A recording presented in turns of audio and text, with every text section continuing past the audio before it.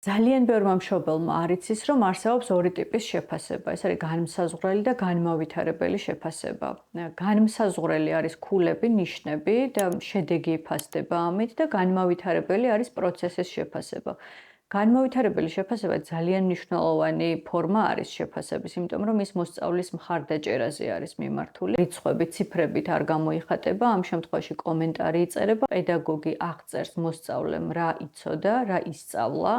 წინა პერიოდთან შედარებით პროგრესი აქვს თუ უკანსვლა აქვს და რა მხარეები აქვს გასავითარებელი ბავშვს. მაგრამ რატომ არ იციან მშობლებმა განმავითარებელი შეფასების შესახებ? იმიტომ რომ უამრავი, ალბათ უფრო ბევრი მასწავლებელი და სკოლა არ იყენებს საერთოდ პრაქტიკაში ამ განმავითარებელი შეფასების რუბრიკები, როგორც წესიც არიელია ხოლმე და მშობლებამდე არ მიდის ეს. უბრალოდ როდესაც განმავითარებელი შეფასებით დაინტერესდებით და პროფესიონალურ შეკითხვებს დასვამთ, მიღებთ ბევრი ინფორმაციას თქვენი შვილის შესახებ.